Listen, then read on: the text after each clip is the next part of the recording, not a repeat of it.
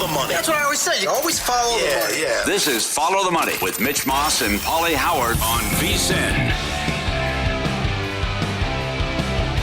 Welcome in. It is Follow the Money here on VSiN, the Sports Betting Network, and this show is brought to you by DraftKings. Mitch Moss along with Jonathan Von Tobel today. Paulie's bug has turned into a 48-hour version of the bug. At least we think it's going to be neutralized by tomorrow. We shall see. And Wednesdays at this time, we are joined by Vito's son, Sal Paolantonio, the great Sal Paolantonio. Happy holidays, sir. How are you today? Happy holidays. Merry Christmas to everybody at VSiN, all your friends and your listeners to this great program. Follow them. I'm back. Vito's son is back. We got 3 weeks left. We got 26 teams still in the hunt. A lot of division titles still up for grabs. I love it. Goes by way too fast, no question. Is it in your great city of Philadelphia, after the Monday night loss, they gave the game away to the Seahawks, is it panic time in the streets of Philadelphia? Yes. It definitely is. There's no question. I mean, you dump your defensive coordinator and you still lose the game on a walk-off touchdown pass from Drew Lock. It's panic time. No question about it. You're on a 3-game losing streak. You come back to Philly, you get to play the Giants on Christmas night, and then the Cardinals and the Giants. So you got 3 teams that are not really in the hunt anymore, and you've lost to 3 significant playoff contenders. So you're thinking to yourself, all right, well, what are we going to prove in the last 3 weeks? What can we undo that we've done to ourselves in the last 3 weeks and the last 3 losses? It's a big question mark going into Christmas weekend, no question. Well, and yes, panic time is the correct way to put it, okay. 100%. What did you make after the game? What did you make of Jalen Hurts' comments when he said he didn't think the team was committed enough right now? He was asked what he meant, and he goes, well, I don't have a dictionary in front of me, but you get what I'm saying here. How has that gone the last 24 to 32 hours in Philadelphia after he said that? Well, I think people have responded. He's got to wear it. He's got 17 turnovers in 14 games this year. Yeah. That's more than double he had last year. I'm a big picture, little picture guy, as you guys know, on this every week. So you want to look at the big picture of what's wrong with the Philadelphia Eagles. It starts with number one. The quarterback can't turn the ball over at that rate and expect to do anything in the National Football League. I don't care who you're playing or where you're playing or what part of the schedule you're in. You can't throw those 2 interceptions at the end of the game and anticipate that you're going to beat Seattle on the road on Monday Night Football. Look at the 2 interceptions. Look at the one. That's a jump ball to Quez Watkins. You got A.J. Brown and Devontae Smith running free underneath, and you're throwing a jump ball to Quez Watkins, who wasn't even targeted the week before, in the end zone against one of the best young ball hawking safeties in the league. And then you throw it up for grabs again along the sideline in double coverage when you had guys open underneath. So I think he's got to realize it starts with him. And unless he's going to look in the mirror and say, I got to do a better job with the turnovers, I don't see how the Eagles turn this thing around. I don't care who they're playing. So how does the season end? You got 2 divisional games. You've got a plucky Cardinals team, building on that, Sal. How do you expect these last 3 games to go? Well, the bottom line is this particular week, as they prepare for the Giants through the Christmas weekend, the bottom line, Jonathan, is they got to find a way to, 1, stop the turnovers by the quarterback. 2, find a winning formula with their new defensive coordinator, Matt Patricia, that allows them not to give up so many passing yards underneath. Now, you're not playing good quarterbacks, but you just lost to Drew Lock. So they're playing man-to-man coverage. They played more of it under Matt Patricia than they did under Sean Desai. And you can't play man-to-man. They're not young enough, they're not fast enough, and they're not good enough. James Bradbury is playing man-to-man at the line of scrimmage press coverage. The rookie wide receiver runs right past him, just like he was just standing there and couldn't get out of the way. and then he winds up catching the ball in the end zone for the walk-off TD. So they've got to find stop the turnovers by the quarterback. I can't say it enough. Number 2, find a way that you stop the multiple passing yards on defense. And then the last thing has got to be, in my view, the tackling. This team has become a poor tackling football team. So you got to take it. You got to right the ship right away, and you should be able to do that against Tommy DeVito and the Giants on Christmas night. So really Take quick, one game at a time. Mm-hmm. Yeah. Oh, sorry. I just wanted to ask with Patricia. It's an interesting fit, right? Because you mentioned the man-to-man coverage. He's kind of been like a man-to-man coverage guy, right? Like, or is that something that we should expect now going forward? His time with the Patriots, that was one of the things they did a lot, didn't they? Yeah, well, he had the personnel. Yeah, he had the personnel. Here he doesn't have it. Let's follow the money here on VSiN, the Sports Betting Network. It is Wednesdays with Vito's son, Sal Paolantonio here, our guest. Love talking NFL with him. You are double dipping this weekend, along with the Eagles-Giants game that you're covering. You're going to be in South Florida. Tampa anyway. The Buccaneers take on the Jags. It's currently a pick-em. Trevor Lawrence going to go, in your opinion? Who do you like in this game, Sal? I like Tampa a lot at home. Okay. I like Tampa a lot at home because, I watched what Baker Mayfield did on the road in Green Bay. I'm not a fan of what Jacksonville is doing defensively right now. I don't think they have the personnel. They're not getting after the quarterback. I realize the Bucs gave up multiple sacks in that game to the Packers. But Baker Mayfield also walked away with a perfect quarterback rating at Lambeau Field. I like him at home a lot in a late game with Jacksonville on the road. Yeah, they're playing quite well, and I'm with you on that. I have multiple concerns here with Jacksonville's defense. They have been a sieve here going back now ever since that Monday night loss to the Bengals when they had a chance to win that game, be 9-3, and then they would have been the 1 seed. It's 3 straight losses since then. The Monday night tripleheader is capped off by an absolute doozy. 2 of the best teams in the league. The Niners got out to a 6-point favorite yesterday against the Ravens. Then there was buyback on Baltimore. What do you make of the overall matchup here? I tend to look at Lamar and John Harbaugh as 2 guys I want to back when they're a dog. What say you? Well, all the numbers point in that direction. Baltimore's got a great record with Lamar Jackson against the NFC. I do believe it's undefeated. Or he's only got 1 loss in his career to an NFC opponent. I think that's the number. Number 2, you look at the trend on Monday Night Football. The underdogs have won 7 in a row outright. 7 in a row outright, and the Ravens are underdogs in this game. But I don't like Baltimore and Lamar Jackson in late games on the road. I realize they need the game more than San Francisco. But San Francisco's offense is like a gear machine. Everything works in unison right now, and I think they'll be able to do what they want offensively. We've seen that against Philly. We saw it against Dallas. Seattle twice. Everybody who's tried to stop that San Francisco offense, when that offense is healthy, it's very, very difficult to stop. I like the Niners quite a bit in this game. Oh, quite a bit? Now laying 5 points. Okay, so are you telling me then... Alt lines. And I get it, a road spot here. Now, the Ravens have a chance, obviously, at the 1 seed, so they would not have to leave the Baltimore area come playoff time until the Super Bowl.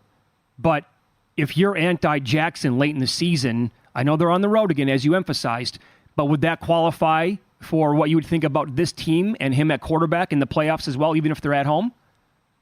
Well, he doesn't have a history of it, right? True. His history in the playoffs and late in the season is that he can't get it done. We saw them when they were 14-2, lost to the Titans at home in the playoffs. Shouldn't have happened. Titans then got boat raced by Kansas City in Kansas City. So I remember covering that game. It was a severe disappointment for the people at M&T Bank Stadium. Mm-hmm. So it's one of those, I think Lamar Jackson is in the same category as Dak Prescott. He's got to have a moment game in January where he does what Joe Flacco did.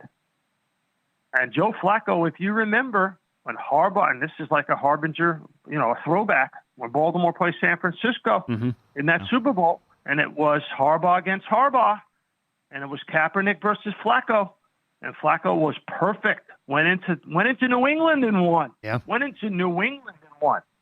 So I'm looking for a moment game, that prove-it game from Lamar Jackson. Flacco did it. Went on the road. And by the way, watch out for the Browns. Totally agree. A little tickler right there, brother. Oh. A little Christmas gift from Vito's son. Watch out for the Cleveland Browns right now. I love it. You got Joe Flacco, and you got Jim Schwartz with that defense. Watch out for the Browns. Agreed. So, other than that gift, we have a minute left here. How are you shaping up overall with the Christmas shopping? Are you done yet? Do you have more to do? Yeah, I don't know why they put the Christmas in the middle of the football season. It's very inconvenient. We love talking to you, Vito's son. Thanks for the time as always, Sal. We appreciate it. Happy holidays. Yeah. Listen, happy holidays. Merry Christmas. I will talk to you guys on the flip side of Christmas, and I look forward to it. Thank you so much for having me on your program all year long. I'm blessed to be on your program. Thank you. The feeling is absolutely mutual. I'm back at you. You have 2 small kids.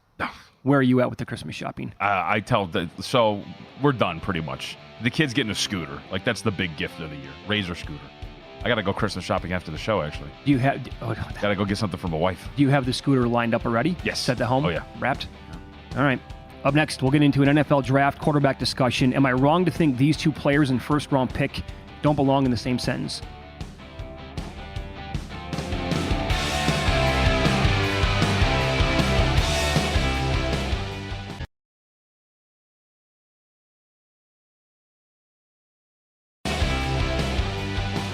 Oh, it's me. Hey, folks, remember, Juice Reel, free betting intelligence app and a tool that every bettor needs. Juice Reel links your betting accounts into one app, delivers in-depth analytics on your betting history, and there's more at Juice Reel. You have access to the betting history of billions of bets placed by all Juice Reel users. This in-depth betting analytics with billions of data points enables you to tail the winning bettors and fade the losers. Find out for yourself. Download Juice Reel. Juice like orange juice and Reel, R-E-E-L. Download the free app in the Apple App Store or Google Play Store. It's free. Juice Reel. Juice, R-E-E-L.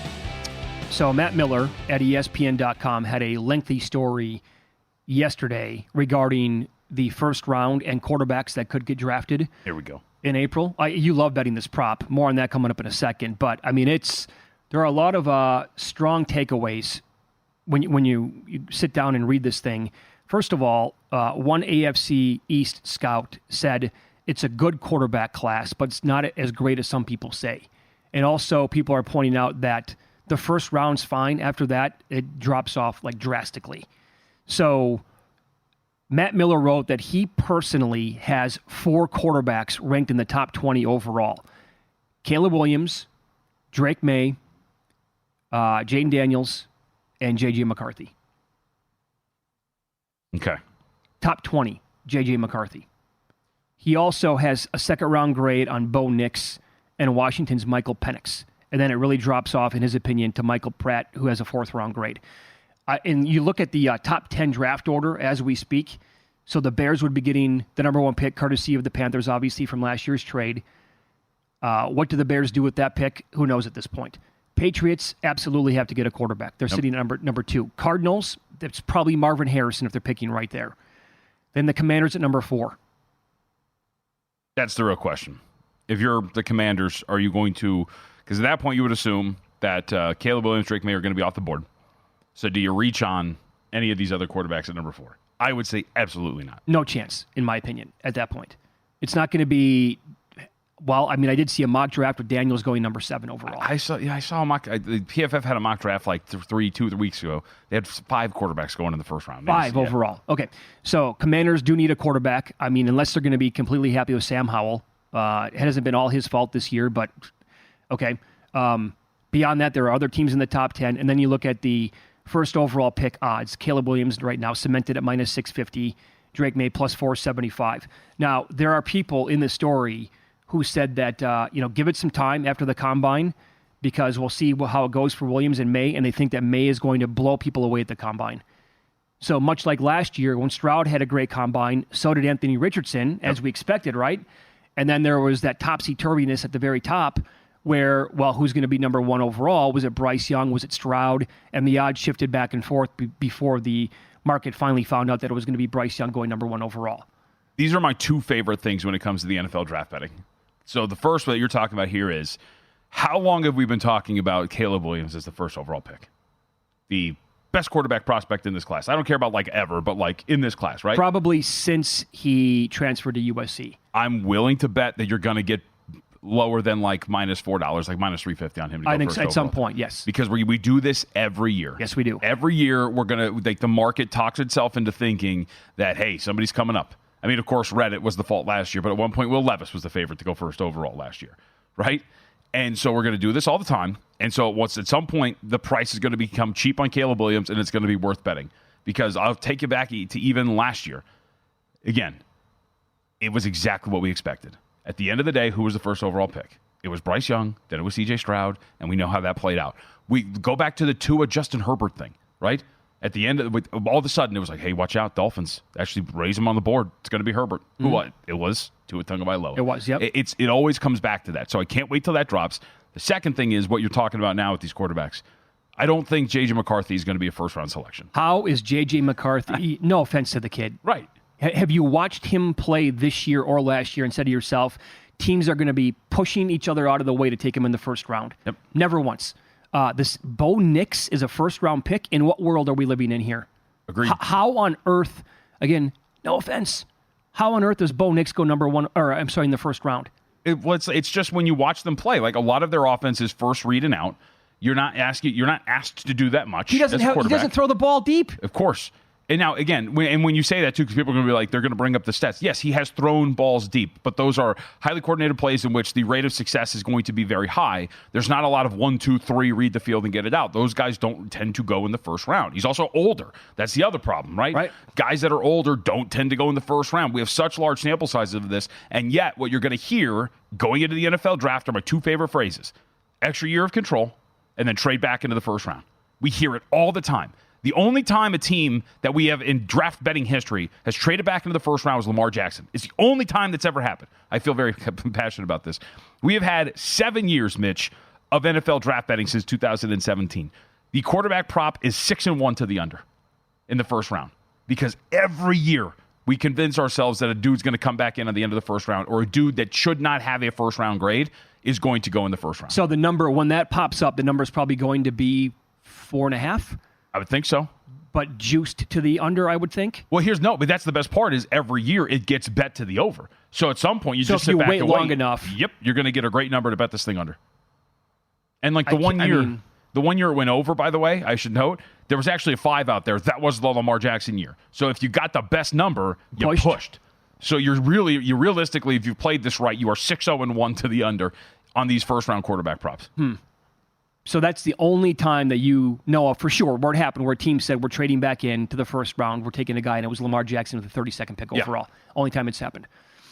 I was going to say, in draft betting, I'm sure it's happened before. Since draft betting has happened, though, that's been the only time. And since, 2011, when teams have that extra year of control over quarterbacks, basically. Okay, so again, you're going to hear a bunch of this stuff, like Nix, McCarthy, first-round picks. Really? Are teams actually going to use a first-round pick on quarterbacks like that? There is also this was an NFL GM told Matt Miller, quote, Caleb Williams is as close to a lock to go number one. I wouldn't say he's a lock to the level of Trevor Lawrence or Joe Burrow, but he's more of a lock than Bryce Young or Baker Mayfield. That's to go number one overall. Again, others have called him a generational talent. The comparisons have been out there already to Patrick Mahomes, and I would tell every person who does that to knock it off. Mm-hmm. You don't want to do that. He does point out, Miller in the story, calling anybody a lock is always risky. Yeah, it is. Yeah. How many sure things we heard about as a first-round pick or the first overall pick for the last, 30 years? We've had more flops in the first round than guys who have been good. And I was looking at, I look back to the last 10 years in the first round. It's really not even that close. The first round quarterbacks that can't play and are out of the league within a couple of years, or they never make it, never latch on, it's overwhelming. Yep. how they dwarf the guys who you always hear about this. Oh, I love this kid. It's also the landing spot and where they're going to end up. Because if the Bears trade out at number 1, who knows what that team is going to be? Look at Carolina. They had to get up from number 9. They knew it was going to be the guy was on the board that they had to have. Total disaster in year 1. Yep. He could be good, but at this point it's not. And I think, too, it speaks to the NFL draft. Teams are getting smarter when it comes to positional value. We see it all the time. And if you're talking about mid-first rounds, would you rather risk a couple of years of your franchise to draft a quarterback that may or may not work out, or go get an edge rusher that could be very impactful from day 1? Right, and to your point, it's not just the quarterback that you get that extra year of control over. It could be that edge rusher who slips to like 14, who turns out to have, 35 sacks in his first 3 years, and you're like, we have to. He's a franchise guy for us. 100%. He's phenomenal, and that position has grown more and more important over the years. To have that lockdown, when the Raiders traded Khalil Mack, I lost my mind. Oh yeah, because edge rusher's not that important. You drafted a guy who was Defensive Player of the Year the first year with Chicago. Also, he was on pace to be a Hall of Famer. You nailed the pick, and you're like, nah, we're gonna trade the guy. But it's also very juicy what the Bears are going to do. Are they? Oh boy, the sickness is real here on the network. Paulie got everybody. I'm not sick. I don't know. Choking on my spit. I'm not buying it. I promise. I think you're sick. Look at the tear in my eye. Also, the best trait, according to people who are involved in the league, Daniel's deep ball. So that could, and how effective he is as a running quarterback, that could really make one team who watches him on film, he's going to blow him away at the combine, the pro days are like, hey, we got to take him in the top 10. It's got to happen. Like, I can see that happening. Like, that would make more sense to me than Nixon McCarthy going in the first round. Oh, I would agree. 100%. All these positions, that's why you see wide receivers, too. They're becoming more impactful. Yeah. Corners, it's worth risking it because those guys are somewhat interchangeable. And if you draft an edge rusher that doesn't work out, that doesn't set your franchise back. No, exactly right. You'd rather take that risk because the upside is worth it. You don't have to be stuck to the guy. Also, per Matt Miller, he grades out Drake May better than Bryce Young, Kenny Pickett, Kyler Murray, Baker Mayfield, Mitch Trubisky, and Blake Bortles, who all went super high in the drafts. So, May's good. Oh, yeah. May's really, really good. And he'll probably blow people away when he has a chance to work out for him. JVT built an NFL model during the summertime. How has it gone this year? What has he learned? He'll tell you coming up next.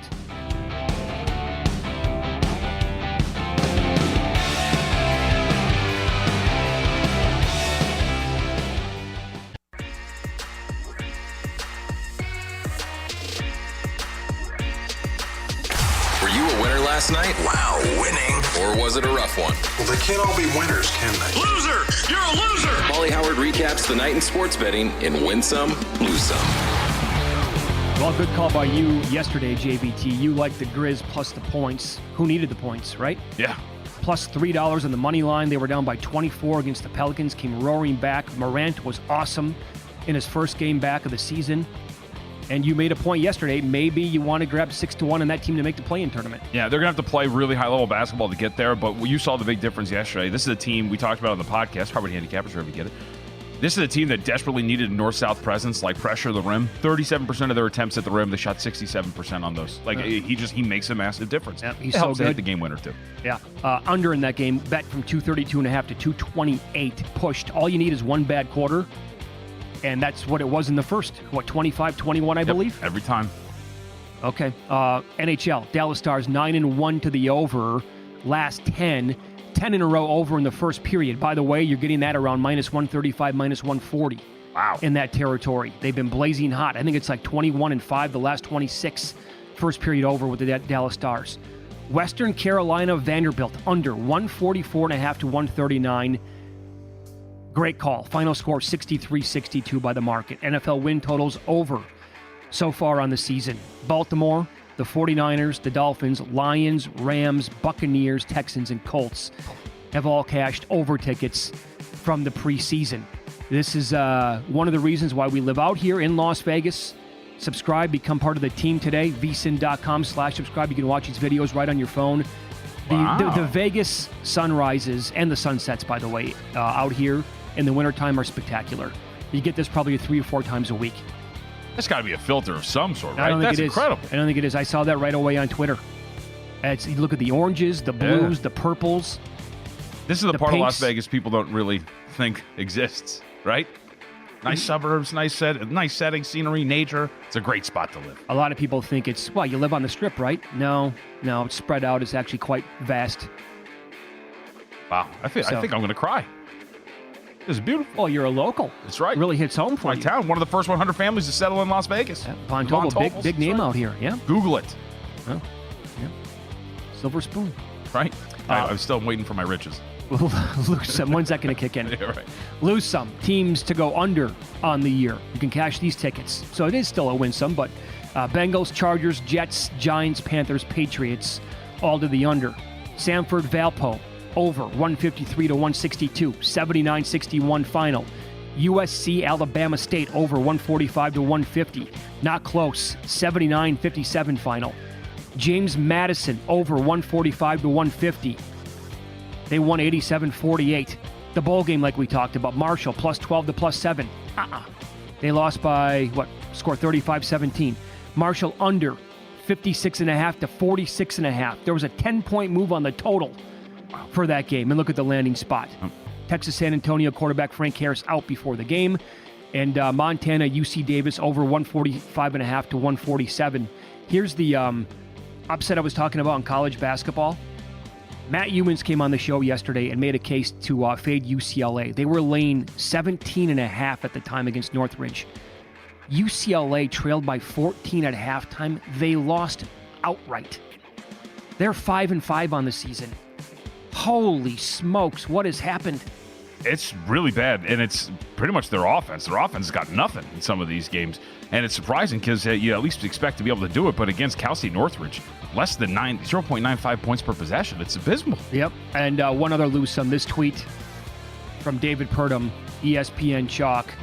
A month before the season, the Jets winning the Super Bowl, that scenario was the worst case scenario for several sports books around the nation. I checked out one of my accounts yesterday. Got one? I had a ticket from January 26th.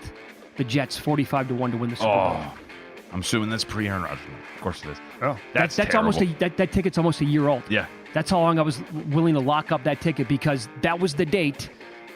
The day after, actually, it was the owner and the GM said, we're going to do whatever we can to get a quarterback. And then the Hackett thing happened, and it's like, it's going to be Aaron Rodgers. Was your hope officially extinguished yesterday when he announced that he wasn't going to come back, even though we all thought he was? That would have been 4 plays into the season. When he went down and I had to put up with Zach Wilson, and you knew right away. Yep. It's like, okay, that was fun while it lasted, wasn't it? Yep. So that ticket lasted, I had to, from January 26th to the opening Monday night of the football season, I waited that long, and then it took 4 plays. Those are the ones that stink. You'd rather sweat it out, I think, and lose in agonizing fashion. Of course. Yep. All I want for the holidays this year is some NBA action. This week, new customers can score $150 instantly in bonus bets just for betting $5. Download the DraftKings Sportsbook app now and use the code FOLLOW only on DraftKings Sportsbook. With the code FOLLOW, the crown is yours. All right, great job by the fellas behind the glass as well. We have a short timer on staff. I think Sergio's last day is next week, next Friday. Oh, really? Kid's awesome. Gonna miss him. Now, he was born and raised here in Las Vegas. All right. There we go. Young fella, he's gonna go to the East Coast. Moving to the East Coast, That's picking up Big change. across the country. Could you do that now? Could you go live on the East Coast knowing what you've been here your whole life? I'm talking about watching sports in the Eastern time Oh, zone. no. When VSiN was having me do those trips, and for those maybe don't remember anything, Michael Lombardi and I did a show out in Atlantic City for a football season. That was, 2017, 2018? And so I would fly out red eyes on Thursdays and get there at like 6 a.m., whatever, watch the sport. It was, especially as a basketball guy, Lakers games not starting until like 10:30, 10:40. It was insanity. That was also the year that was Red Sox-Dodgers in the World Series, so they had that ridiculous 18-inning game. Oh, boy. Didn't get over until 2:30 in the morning on Yeah. the East Coast. No way. The East Coast time, and then waiting on Sundays, right? Like if you have the day off on a Sunday, you could sleep in till 9:45 a.m. and then boom, football's on.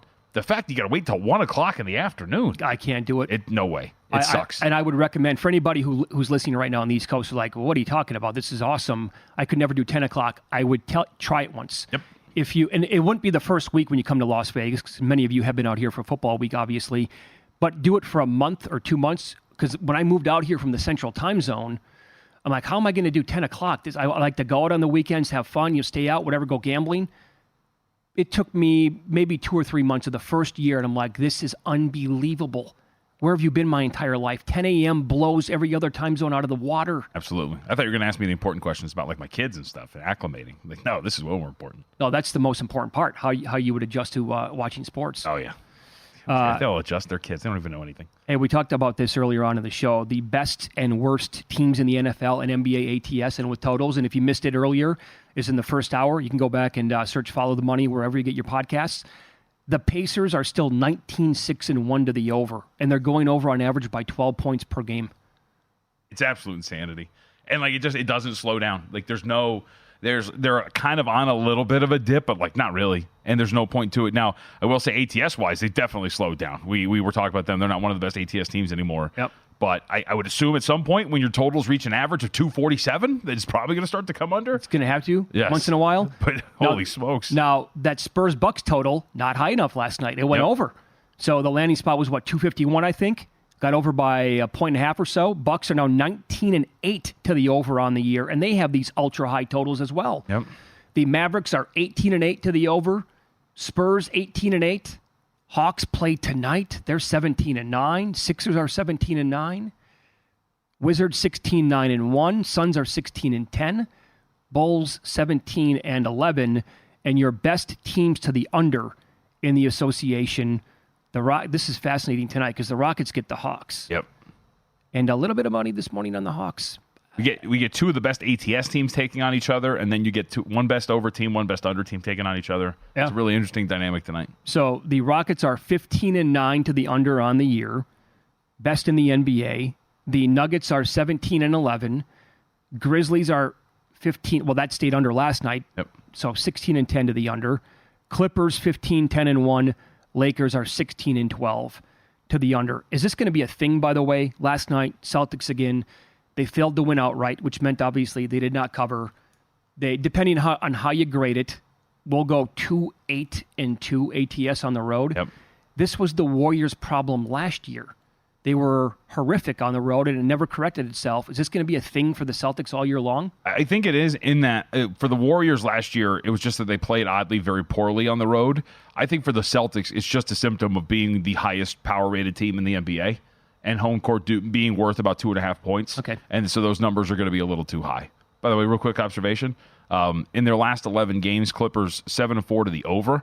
That's been part of this change with this starting lineup, and they've been doing a lot better on offense. Might be worth noting because right now they're one of the best under teams, but Right. that's starting to correct itself. Actually, that's a good observation because before this recent hot streak, I believe they were the best team to the under with a bullet in the NBA. They were number one ahead of Houston. And now this offense and that rating, Paul George questionable tonight, but that rating with those 5 guys now in the current starting lineup that they've been using, it's right behind the Celtics when Porzingis is good to go. Yep. Another thing, betting the NBA this early in the morning. Porzingis later on in the day, maintenance, not going to go. And then a lot of other things happen in that game too. Fun to do every day. Yep. End of the year Christmas list coming up next. We've compiled some of the worst beats of the entire calendar year.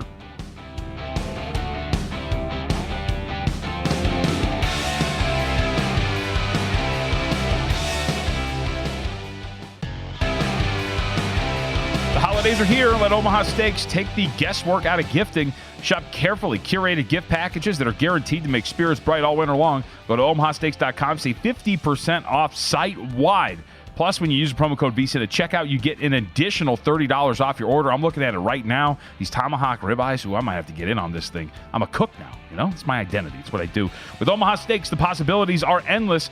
omahasteaks.com is 50% off site-wide. Save an additional $30 when you use the promo code VSIN, V-S-I-N. Omaha Steaks, a gift from the heart, a gift that will be remembered with every unforgettable bite. Minimum order may be required. Yeah, love me some Omaha Steaks. I need to fire the grill up and get an order of that myself for the holidays here. And go to work. I can grill. I can't really do much more than that in the kitchen. No, nothing? You, on the other hand, well, so I was like You boil water. the first couple of months of my relationship with my then girlfriend, now wife, she was making like spaghetti and it was awesome. And she was a TV anchor at the time, right? And so I'm like, oh, let me, as every reasonable person does in a, hot and heavy relationship to begin with, let me return the favor. All right. In the kitchen, return the favor. So I said, wow. I will, I'll make you one of my famous dishes. Oh, right? you're talking about cooking. Because I used to cook for myself all the time. And she was like so lukewarm on it when it came out. What was it? It was like a hot dish. I don't even remember how I made it because I haven't made it since. Yeah. And her reaction, I'm just like, it kind of gutted me. I'm like, you're serious right now? Yeah. So I said, fine, I'm not making you anything ever again. And I don't think I have. See, I'm more, so I've had that before, but because there's times where I'll just experiment with stuff, right? I'm like, all right, let me try this. Like, let's put this together and let's see what happens, whatever. Especially when it's one of those days where like, all right, let's just see what we got in the fridge or the pantry. Let's see what I can kind of throw together. Like last night, for example, like they had eaten, so I was like, all right, let me make myself something. So this is for me personally. So I tried to make like some fried rice, but it was with fresh rice. So that's never good because it gets all soggy. You want day-old rice and like all sorts of stuff. So I've had that experiment before. But on my end, it'd be like Lorraine cooking for you and you going, yeah, it's okay. I'd be like, don't you dare. I cook every day in this house. Pretty much. That's why even when she makes something that I think might be mediocre, which is rare, I have to like suck it up and say, damn, it's awesome. It's really good. I want more. I've had a Lorraine Moss cooked meal.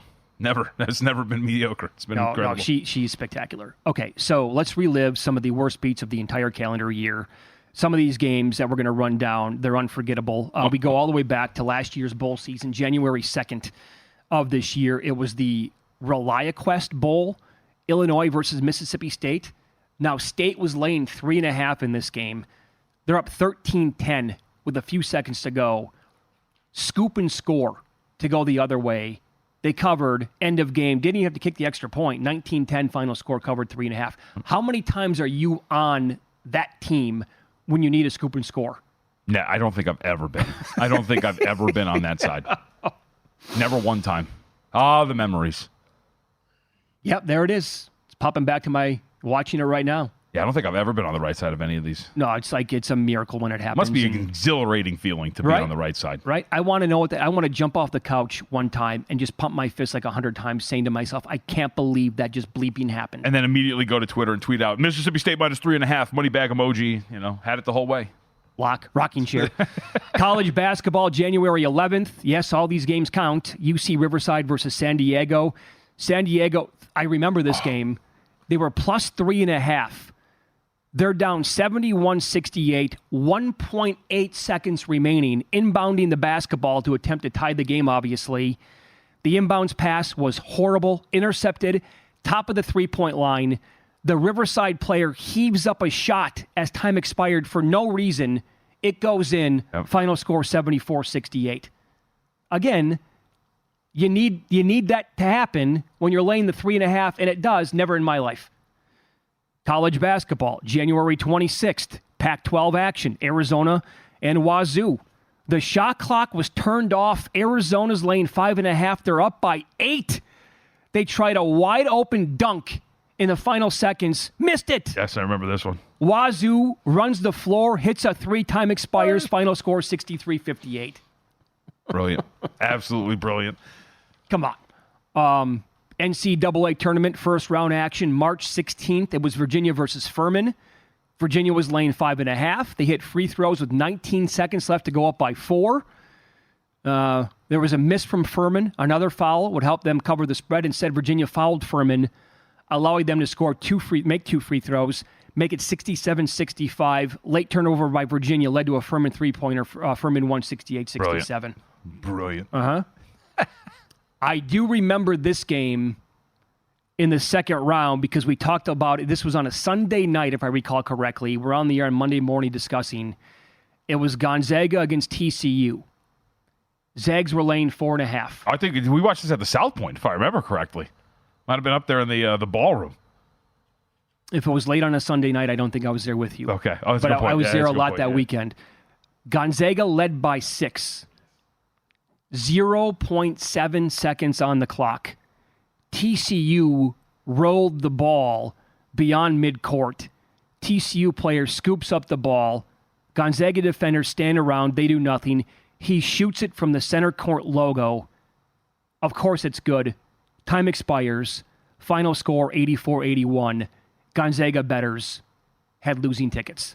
To your point about never being on the right side, right there. I had Gonzaga in that game. You did. Yep, and watched it happen. I was like, "There's no way this is going to go in." Right? Yep, of course. That was the reason why I remember that is because I think we talked about that specific game and that shot a ton on Monday morning because that's what everybody in the country was talking about, and they realized that March Madness is a big deal because people bet on all these games. Yep. And because of the new schedule, they play games late in the first round, the first weekend on Sunday nights, and nobody likes the schedule. Yep. So people are flying back and ended like late on the East Coast, and it was a doozy, man. West Virginia and Houston, college football earlier this year, October 12th. West Virginia down 35-24. They're laying 2.5. 7:30 to go in the game. They scored 2 touchdowns and a 2-point conversion in the final 3:42 to go up 39-35. 12 seconds left on the clock. Houston threw a 49-yard Hail Mary at the end of the game, and it converted. They won the game 41-39. I remember that game as well. Yep. Because it's like, well, how bad of a beat was it when you were down that much late? You came back and scored the 2 touchdowns to take the lead. You're covering, but then you give up a Hail Mary. Dueling, essentially, like Hail Marys. Wild turn of events in that game. This game wasn't that long ago. Texans, Buccaneers. Houston's laying 2.5. Texans trailed Tampa 37-33. 46 seconds remaining in the game. C.J. Stroud led Houston on this miraculous game-winning touchdown drive. They took a 39-37 lead with seconds to go. Remember this game because the Texans lost their kicker to injury earlier in the game. I remember famously saying, you know what they say, don't give C.J. Stroud. I said it jokingly, don't give C.J. Stroud this much time. You know he'll lead you back. And he did. He did. But no kicker, laying 2.5 in the game. They actually made the right call because they didn't try an extra point and they didn't try to get a 2-point conversion. They took a knee. And for those of you laying 2.5, I remember the outrage from that game. But all things considered, JBT, like that's the right move. Yep.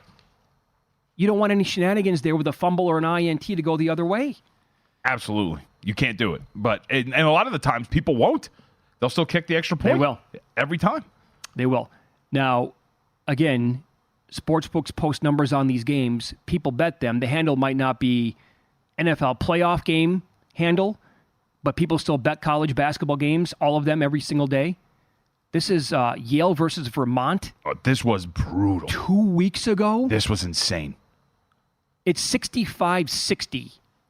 Yale, with a couple of seconds to go. They were plus 115 on the money line. They allowed Vermont to score to make it 65-62. Inbounding the basketball, offensive foul was called. 0.6 seconds remaining. Vermont inbounded the basketball, hit a three-pointer. The guy was fouled on the 3. And the same guy that fouled the shooter was the guy who was called for the offensive foul moments earlier. Yep. They hit the free throw. 66-65 final score. Vermont wins the game. It's to have a 2 shots coming at the line up 63-60 with 3 seconds left. You hit them both 65-60 and you lose that game. Like I can't believe it. Honestly, what's the win probability? Oh, it's got to be like 0.1, 2. Like it can't be more than 1%. Because I guess you can't really call 100% when a game is still going on. Right. But that's 99.99% if ever a game's been that much. Think about everything that has to go right for you, including, of course, in that moment. What's the probability now? Not just winning the game, winning it in regulation. Yeah. Like, that's insanity. They're down by 5 with 0.6 on the clock. Yep. Again, if you're ever going to call a game 100%, like that's going to be the game. We got some ones to add here, too, by the way. Well, I mean, the list is going to be... Remember Army, Air Force and Navy, excuse me? Yeah. Going for 2 at the end of that game when you didn't need to. Of course. Yeah, I mean, we could do this for 3 hours. Yes. Let's follow the money here on VSiN, the Sports Betting Network.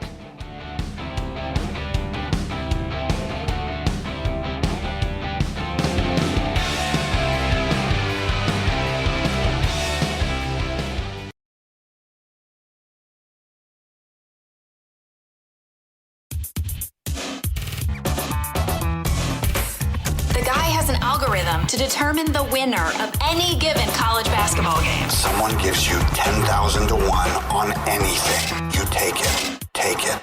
Take it. I bet you $20 I can get you gambling before the end of the day. No way. I'll give you 3 to 1 odds. Nope. 5 to 1. Nope. 10 to 1. You're on. Okay, I try to make a point of this, like this time of year, football season dwindling down, when you get more into the NBA.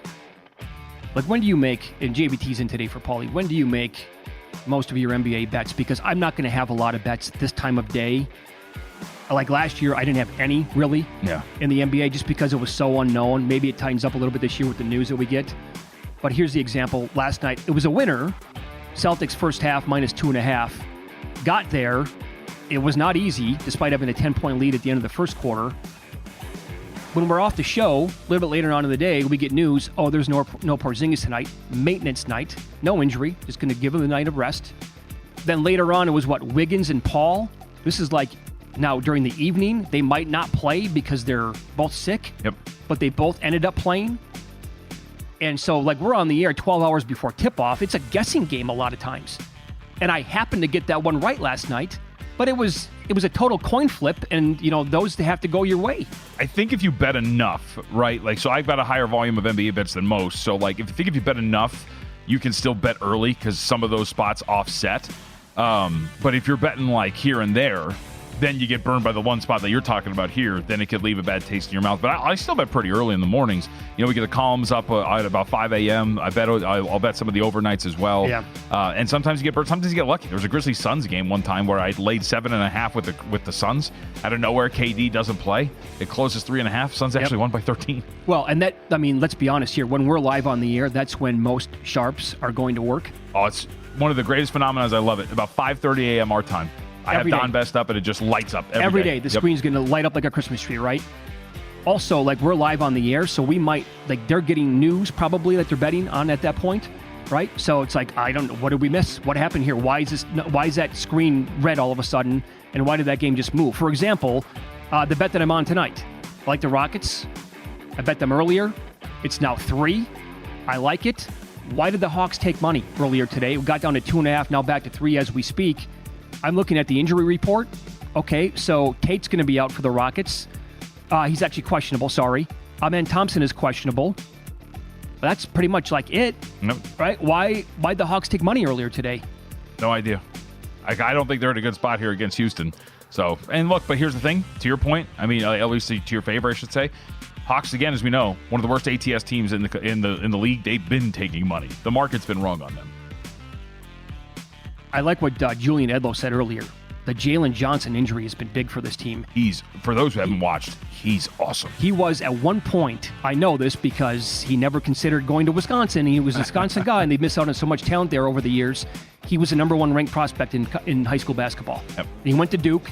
He's the kid who, during the pandemic year, said, I'm not going to continue. So he shut it down, got ready for the NBA draft, and he was having a really good start to the season. So he obviously means something. That's a very long way of saying I'm on the Rockets tonight -3 in this game. You had a winner yesterday, too. Yeah, Grizzlies +8 yesterday. Get there with an outright winner. That has sweated a little bit, but got there.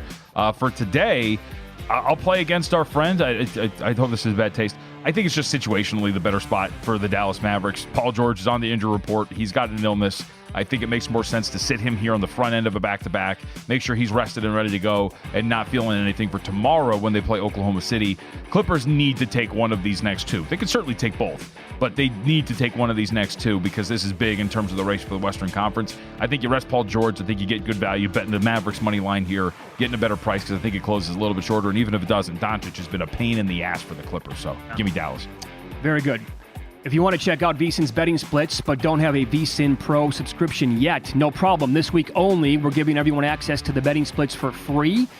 The VSiN betting splits page is updated with DraftKings odds every 5 minutes, so you can see changes in all of the action. Find out where the public is betting based on the number of tickets and where the money doesn't match the public opinion. You can check out not just today's action, but future events as well. Get free access to VSiN's betting splits all this week at vsin.com/splits. That's vsin.com/splits. We'll run down more bad beats here. from the year. This is a very good nominee from Matt Grissom on X. He was on the lucky side of the, as he points out, the miraculous Oregon cover versus Texas Tech with the late pick six. And he says, the immediate guilt of winning a bet I had no business winning outweighed my excitement. I knew a lot of folks that were on Tech in that spot. Oh, you're a better man than me. I'd still be happy. For sure.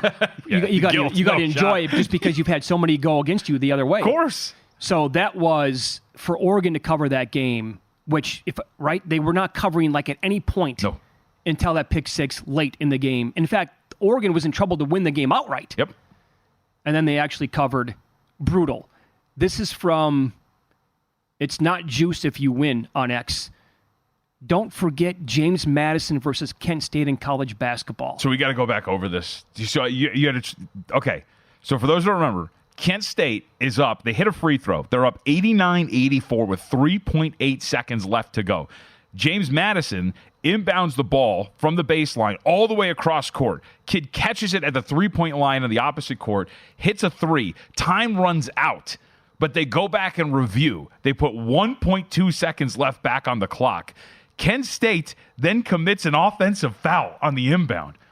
They get the ball back, James Madison does, with 1.2 seconds left, and they hit a layup to tie the game at the buzzer to go to overtime. There's another buzzer beater, I believe, for Kent State in the first overtime that sends it to double overtime, where they eventually lose out. It was insane. Yeah, that's brutal. Let me see if you remember this game. Great nominee on X from Colin Murphy. Michigan State, Iowa, college hoops. He remembers the date, February 25th. Sparty was up 11 with 55 seconds. Total madness down the stretch. Iowa won by 6 in overtime. That happened out here many years ago when UNLV was down by 10 against San Diego State with 30 seconds left. The 10-second comeback, yep. And they won. UNLV lore. Down 10, 30 seconds, won the game. This one was Sparty up 11, 55 seconds, lost the game in overtime. I don't know if it'll make of the year, but I will say, speaking of UNLV, I had under in St. Mary's UNLV over the weekend. For those that didn't see it, was 20-14 at halftime. I watched the second half of that game. Yep, had under 132.5. Goes over in double overtime. By the way UNLV lost that game, too, was insane. This is not a bad beat. It was just a terrible way to play transition defense. They had the ball in their hands with, less than 5 seconds? It's a great screenshot of the St. Mary's player screenshot, just like this. Baseline underneath the opposite basket with 4.8 seconds left. It ended in a transition layup for the win with no time left. I was watching it, and I'm just like, stop the ball, stop the ball, stop the ball. Nope, no shot. I'm watching that game on ESPN Plus as it unfolds in real time. I'm like, that did not just happen. There's no way. They're like, can I rewind this, please, to see? I felt like I was getting punked at the end of that game. Oh, can I submit to you an NBA one really quickly? This was on October, as I mentioned, you and I were head-to-head on this. It was on October 27th. I was at my kid's trunk or treat watching this on YouTube TV. So earlier this year. That was earlier this year, yeah. The Rockets on the road against the San Antonio Spurs. Rockets in this game were catching 3. And at the end of it, you have Jabari Smith Jr. You can salt this game away. All you got to do is hit both your free throws, and boom, you're good. You miss both of them. They're up 111, 109. You hit both of them, you're up by 4, you're good to go. Jabari Smith Jr. misses both. Wembanyama comes down, makes a layup to tie the game. They go to overtime. They lose by 4, catching 3. Brilliant. That was a fun one. That was great. Yeah, you had the winner in that game. No, I had the loser. Are you sure? Yes, I am positive. Okay. Absolutely positive. Again, it comes in all. I'll never forget. It comes in all shapes and sizes, right? You don't know the sport. It's always it happens all the time. The one this week that we had, the bowl game, Old Dominion, Western Kentucky. That number again reached as high as 6.5, and tons of people were on Old Dominion at 2.5 before really they took an avalanche of money. It came back down. They I think closed 4.5 in that game, up 28-0 in the game, and you lose it outright. And Western Kentucky looked like they were totally dead in the first quarter of that game. I mean, wouldn't be able to do it. I don't know what you would do watching that game. Now, were they fortunate to be up 28-0? Of course. Sure. They had a lot of breaks going their way. Regardless, that stuff happens in football games. And you're laying 2.5 up 28-0. It's like, okay, what else can I do with my day? How about the stretch that I went on last week where the same player twice in 2 different games got me by the hook? Brandon Pajemski for the Warriors. Oh. Hits a bucket at the end of overtime, 2.5, laying it with the Thunder, falls on 2. Have under 234.5 Warrior Suns, hits a bucket with no time left, 235. You know what you need to have it go your way? Like a football contest or for an NBA season, whatever. You have to be so lucky on the right side of the coin flip games. And when that doesn't happen, like in the contest this year that I'm in by myself, I can't get these games to go my way. I'm losing every coin flip game. Sad. Great job, pal. You got it. Have a good day. I'll Good be luck in for you Christmas tomorrow. shopping.